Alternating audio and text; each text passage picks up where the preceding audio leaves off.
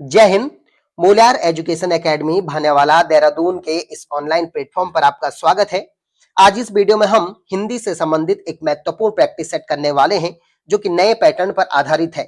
नए पैटर्न से हमारा मतलब है कि जिस तरीके से यूकेएसएससी और यूपीएससी प्रश्नों को पूछ रहा है उसी पैटर्न पर आधारित ये प्रैक्टिस सेट तैयार किया गया है।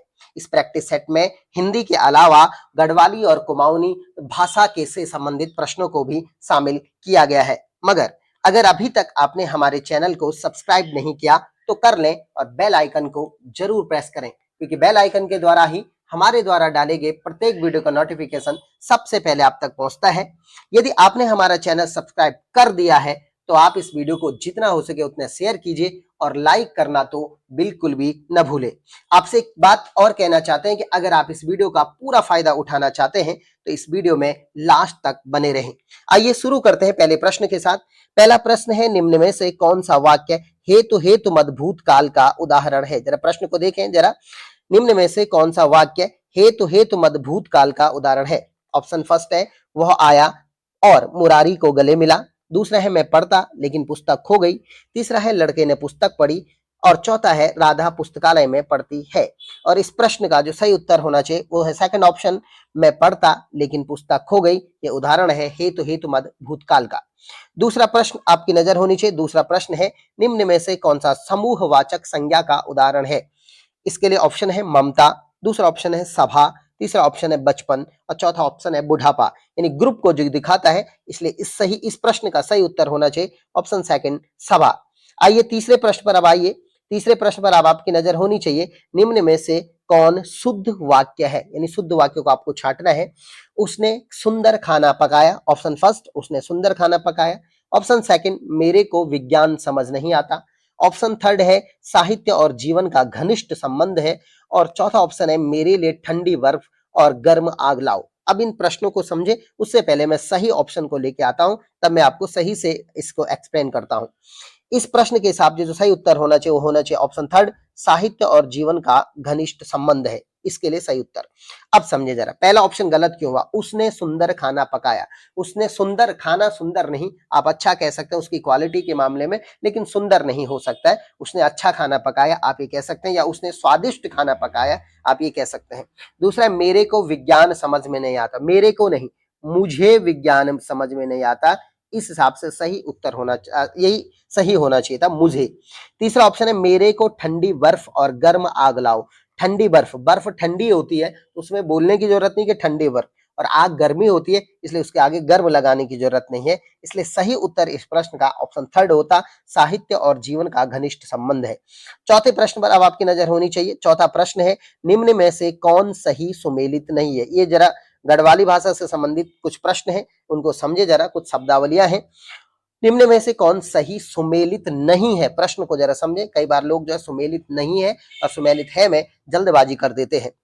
ऑप्शन फर्स्ट है गधेरा, डैश करके कम पानी वाली छोटी नदी, आप उसे गधेरा। दूसरा है ओडा, खेत के विभाजन हेतु गाड़ा गया पत्थर। तीसरा ऑप्शन है भुईमुंडा, 2 मंजिल वाला घर। और चौथा ऑप्शन है खरक, वनों में पशुओं के ऋतुकालीन आवास जो होते हैं उन्हें खरक कहते हैं। क्या इनमें से कौन सही ऑप्शन है, यानी कौन सुमेलित नहीं है? और इसका सही उत्तर है ऑप्शन थर्ड, भुईमुंडा जो है वो 2 मंजिले घर को नहीं कहते हैं पहाड़ों में, बल्कि 1 मंजिले घर को हम पहाड़ों में भुईमुंडा कहते हैं, यानी सिंगल मंजिल, उसके ऊपर कोई मंजिल ना हो, उसे भुईमुंडा कहते हैं। अब ये कि सर और ऑप्शनों पर भी थोड़ा बात कर देते हैं। जैसे गदेरा है, कम पानी वाली छोटी नदी को पहाड़ों में गदेरे कहा जाता है, इस बात को भी आपको समझना है। ओडा क्या होता है? खेत के विभाजन के लिए बीच में एक पत्थर गाड़ा जाता है। जैसे 2 भाई है, 2 भाइयों को एक ही खेत बांटना है तो बीच में एक पत्थर गाड़ दिया। इस तरफ का खेत बड़े भाई के लिए, दूसरी तरफ का जो खेत है, क्योंकि वो 2 भागों में विभाजित होता है, वो दूसरे भाई के लिए हो जाएगा। खरक, वनों में पशुओं के शीतकालीन आवास को खरक कहा जाता है। हमारे यहाँ जो होता है कि गर्मियों में हम ऊपर पशुओं को चुगाने के लिए लेकर के जाते हैं, चराने के लिए लेके जाते हैं, और जो सर्दियां होती तब हम नीचे अपने गांवों की तरफ आ जाते हैं। तो वनों में पशुओं के शीत ऋतुकालीन आवास को हम क्या कहते हैं? खरक कहते हैं। पांचवें प्रश्न में अब आपकी नजर होनी चाहिए। पांचवा प्रश्न, ऐसी स्त्री जो ससुराल छोड़कर मायके में रह रही हो उसके लिए एक शब्द क्या होगा? दोबारा प्रश्न को समझें। कि ऐसी स्त्री जो ससुराल छोड़कर मायके में रह रही हो या रहने के लिए आई हो, के लिए एक शब्द क्या होगा? ऑप्शन फर्स्ट है अगलियार, दूसरा ऑप्शन है अबस, तीसरा ऑप्शन है ध्यांति, चौथा ऑप्शन है अलोल अओल। तो इस प्रश्न का जो सही उत्तर होना चाहिए वो होना चाहिए सेकंड अबस। कहते हैं कि वो लड़की अबस रह रही है, यानी अपने मायके में रह रही है, ससुराल में नहीं रही है, उसे हम अबस कहते हैं।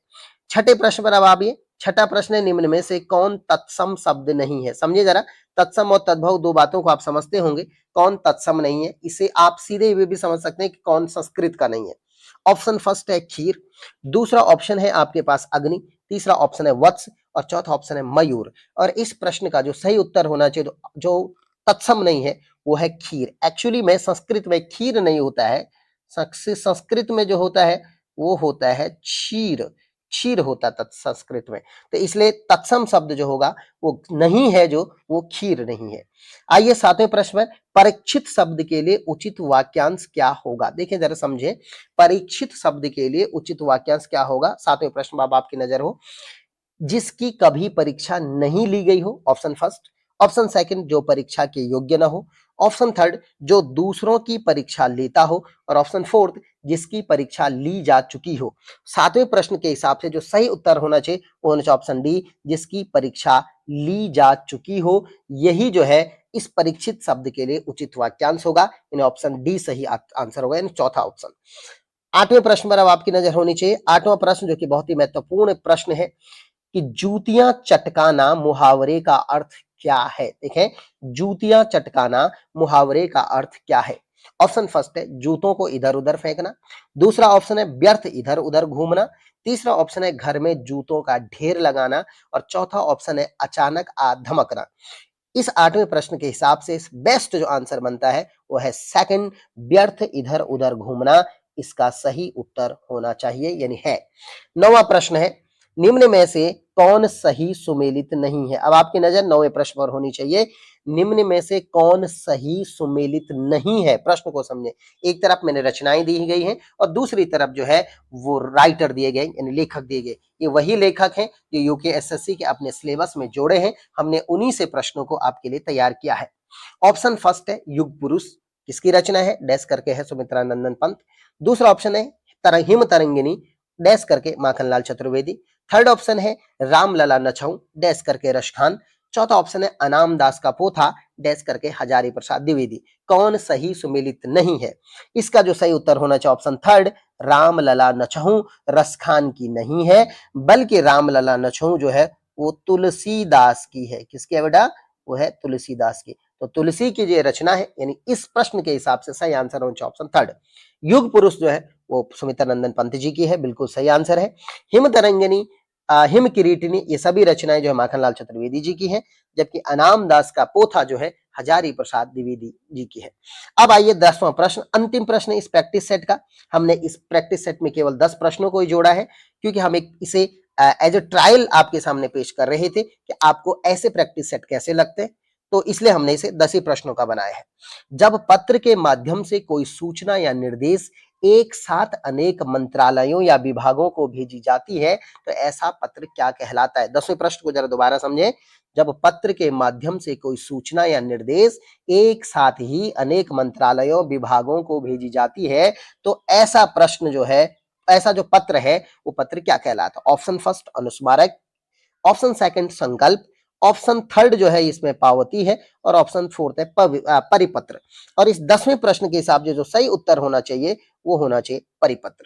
तो ये थे 10 प्रश्नों के हिंदी से संबंधित महत्वपूर्ण प्रैक्टिस सेट। ये उसी पैटर्न पर आधारित है जिस तरीके से यूकेएसएससी और यूकेपीएससी आपके सामने प्रश्नों को पूछता है। आपको ये वीडियो कैसा लगा हमें कमेंट सेक्शन में जरूर बताएं, क्योंकि आपके द्वारा दिया गया कमेंट हमारे लिए फीडबैक का काम करता है। अगर आप पॉजिटिव कमेंट करते हैं तो हमें रीइंफोर्समेंट मिलता है और हम और भी अच्छा काम करने के लिए प्रेरित होते हैं। हाँ, अगर अभी तक भी आपने हमारे चैनल को सब्सक्राइब नहीं किया तो प्लीज कर दें, और जिन्होंने कर दिया है वो वीडियो को लाइक करना बिल्कुल भी ना भूलें। बहुत बहुत धन्यवाद।